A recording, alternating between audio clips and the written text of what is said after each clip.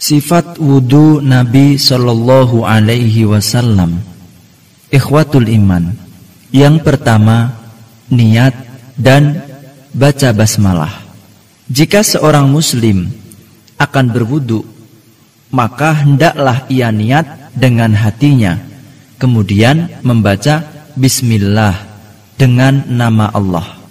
Berdasarkan sabda Nabi Sallallahu Alaihi Wasallam, la wudu'a liman lam yadhkurismallahi alaih. Tidak sempurna wudu seseorang yang tidak menyebut nama Allah, membaca bismillah padanya. Hadis riwayat Imam Ahmad. Namun apabila ia lupa membaca basmalah, wudunya tetap sah, tidak batal.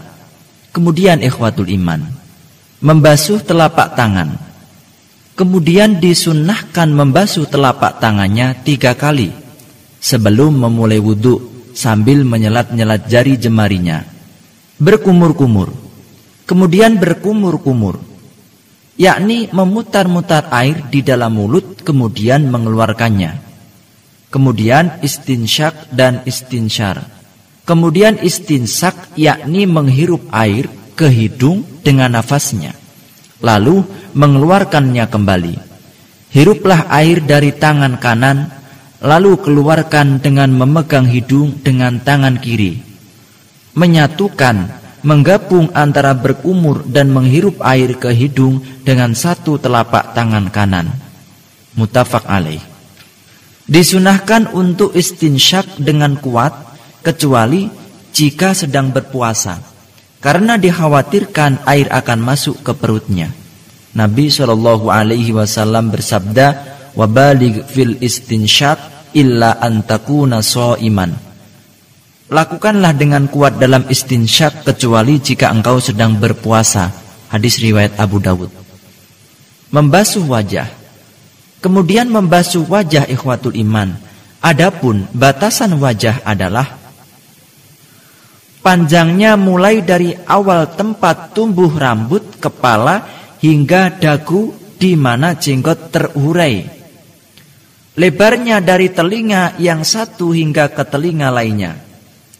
Rambut yang ada di wajah dan kulit di bawahnya wajib dibasuh jika rambut itu tipis. Adapun jika rambut itu tebal, maka wajib dibasuh permukaan rambut itu saja. Akan tetapi disunahkan untuk menyelat-nyelatinya dengan jari jemari. Ini berdasarkan perbuatan Nabi Shallallahu Alaihi Wasallam yang menyelat-nyelati jenggotnya ketika wudhu. Membasuh kedua tangan. Membasuh kedua tangannya berikut kedua sikunya berdasarkan firman Allah Subhanahu wa taala, A'udzu billahi minasyaitonir rajim wa aydiyakum ilal marafiq, dan basuhlah tanganmu sampai ke siku. Quran surat Al-Maidah ayat 6. Atau dimulai dari siku hingga ke ujung jari. Mengusap kepala dan kedua telinga. Kemudian mengusap kepala dan kedua telinganya 1 kali. Ini dilakukan mulai dari depan kepalanya, lalu kedua tangannya diusapkan hingga sampai ke bagian belakang kepalanya atau tengkuk. Kemudian kembali lagi mengusapkan tangannya hingga bagian depan kepalanya. Kemudian mengusap kedua telinganya dengan air yang tersisa di tangannya bekas mengusap kepala. Membasuh kedua kaki. Kemudian membasuh kedua kakinya, berikut kedua mata kakinya berdasarkan firman Allah Ta'ala, wa arjulakum ilal ka'bain, dan basuh kedua kakimu sampai kedua mata kaki. Quran surat Al-Maidah ayat 6. Mata kaki adalah tulang yang menonjol di bagian bawah betis. Kedua mata kaki wajib dibasuh ikhwatul iman bersamaan dengan membasuh kaki. Menggosok dan menyelat-nyelati jari-jari kedua kakinya dengan jari kelingkingnya boleh dengan tangan kanan atau tangan kiri. Orang yang tangan atau kakinya terputus, maka ia wajib membasuh bagian anggota badan yang tersisa, yang termasuk wajib dibasuh. Apabila tangan atau kakinya seluruhnya terputus, maka ia hanya wajib membasuh ujungnya saja. Kemudian membaca doa setelah selesai wudu, Asyhadu an la ilaha illallah wahdahu la syarikalah wa asyhadu anna Muhammadan abduhu wa rasuluh. Allahumma ja'alni minat tawwabin waj'alni minal mutatahhirin. Aku bersaksi bahwa tidak ada ilah yang berhak diibadai dengan benar kecuali Allah semata. Tidak ada sekutu baginya, dan aku bersaksi bahwa Muhammad adalah hamba dan rasulnya. Ya Allah, jadikanlah aku termasuk orang-orang yang bertaubat, dan jadikan pula aku termasuk orang-orang yang membersihkan diri. Wudu secara tertib. Orang yang berwudu wajib membasuh anggota-anggota wudunya secara berurutan atau tertib dan berturut-turut. Yakni jangan menunda-nunda membasuh suatu anggota wudu hingga anggota wudu yang sudah dibasuh sebelumnya mengering. Mengeringkan dengan handuk. Dibolehkan mengeringkan anggota-anggota wudu dengan handuk dan yang lainnya setelah wudunya selesai. Sunnah wudu, ikhwatul iman. Disunahkan bersiwak, menyikat gigi ketika berwudu, yakni sebelum dimulai wudu, berdasarkan sabda Nabi SAW, laula an asyukka ala ummati la amartuhum bisiwak ma'a kulli wudu'in. Seandainya aku tidak khawatir memberatkan umatku, niscaya aku perintahkan mereka untuk bersiwak, menyikat gigi setiap hendak wudu. Hadis riwayat Imam Ahmad.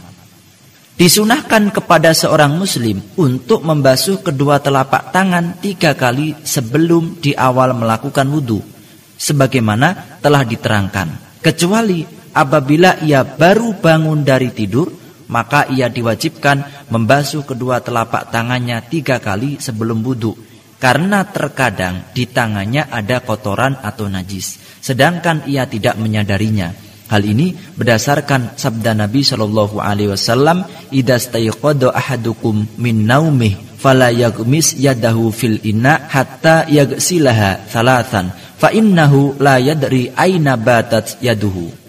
Apabila salah seorang dari kalian bangun dari tidurnya, maka janganlah ia mencelupkan tangannya ke dalam bejana hingga ia terlebih dahulu mencuci keduanya 3 kali, karena ia tidak tahu di mana tangannya menginap tadi malam. Hadis riwayat Muslim. Disunahkan untuk bersungguh-sungguh dalam istinsyak, yakni melakukannya dengan kuat, sebagaimana telah dijelaskan. Ketika membasuh wajah, disunahkan untuk menyelat-nyelati rambut yang ada di wajahnya apabila rambut itu tebal, sebagaimana telah diterangkan. Kemudian ketika membasuh tangan atau kaki, disunahkan untuk menyelat-nyelati jari jemari berdasarkan sabda Nabi SAW, wa khallil bainal asabi', dan selat-selatilah antara jari jemari. Hadis riwayat Imam Abu Dawud. Disunahkan untuk membasuh anggota wudu yang akan terlebih dahulu, yakni tangan atau kaki kanan dahulu sebelum tangan atau kaki yang kiri. Disunahkan untuk membasuh anggota wudunya 2 kali, 2 kali, atau 3 kali, 3 kali, dan tidak boleh lebih dari 3 kali. Adapun kepala tidak boleh diusap kecuali 1 kali saja. Disunahkan untuk tidak berlebihan dalam menggunakan air wudu, karena Rasulullah SAW berwudu 3 kali lalu bersabda, man zada faqad asa'a wa dhalama. Barang siapa menambah lebih dari 3 kali, maka ia telah berbuat buruk dan dolim. Hadis riwayat Abu Dawud.